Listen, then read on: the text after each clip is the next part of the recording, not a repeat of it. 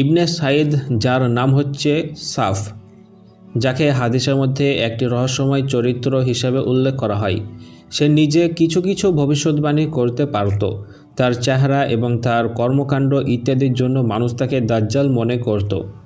উমর রাদিয়াল্লাহু তাআলা আনহু কসম খেয়েছিলেন যে সে দাজ্জাল।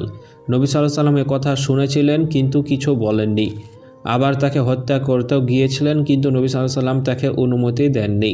সে ওই দুনিয়ার সম্পর্কে আরশ, তারপরে জান্নাত, জাহান্নাম ইত্যাদি সম্পর্কে উল্টো পাল্টা কথা বলতো, এমনকি নিজেও এক সময় নবী দাবি করেছে। এরকমই কিছু কর্মকাণ্ডের জন্য মানুষ তাকে দাজ্জাল বলে ডাকত, কিন্তু আসলে সে দাজ্জাল ছিল না, সে একজন মানুষ। হাদিসের ভাষায় দাজ্জাল একটি বৈশিষ্ট্য, যে বৈশিষ্ট্যের অধিকারী যে কেউ হতে পারে। দাজ্জালের বৈশিষ্ট্য হবে সে মিথ্যাবাদী, সে নিজেকে মিথ্যা দাবি করবে, সে আল্লাহ কিংবা নবী দাবি করবে, সে মিথ্যা কথা বলবে, ফিতনা ফাসাদ ছড়াবে ইত্যাদি। এগুলোই হচ্ছে দাজ্জালের বৈশিষ্ট্য। প্রথম যুগ থেকে এখনও পর্যন্ত সর্ব অবস্থাতেই দাজ্জাল ছিল, এখনও আছে, দাজ্জাল সবসময় থাকবে।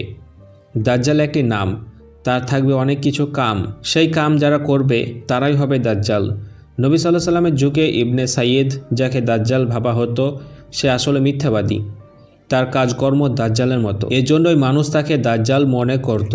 তামিম আদ-দারি যাকে দেখেছিল সে হচ্ছে একজন মিথ্যাবাদী এবং সে ইবনে সাইদের মতোই একজন ব্যক্তি, এজন্য তাকে দাজ্জাল বলা হয়। একই রকমভাবে অন্যান্য নবীদের যুগে যারা এই রকম বৈশিষ্ট্যের অধিকারী ছিল তারা সকলেই দাজ্জাল।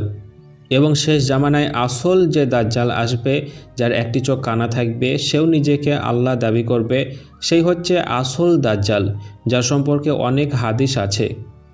তার জন্ম এখনও হয়নি, তার জন্ম হবে কিয়ামতের পূর্বে।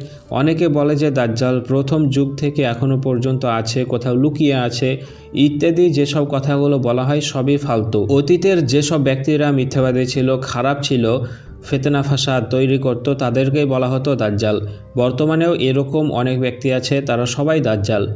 যেমনভাবে মানুষকে বলা হয় শয়তান, শয়তানের কিছু কর্মকাণ্ড আছে, তার কিছু বৈশিষ্ট্য আছে, যে মানুষের মধ্যে এগুলো দেখা যাবে তাকেই শয়তান বলা হয়, কিন্তু আসল শয়তান অন্য কেউ। একই রকমভাবে দাজ্জালের কিছু বৈশিষ্ট্য আছে, সে বৈশিষ্ট্যগুলো যার মধ্যে থাকবে তাকেই বলা হবে দাজ্জাল।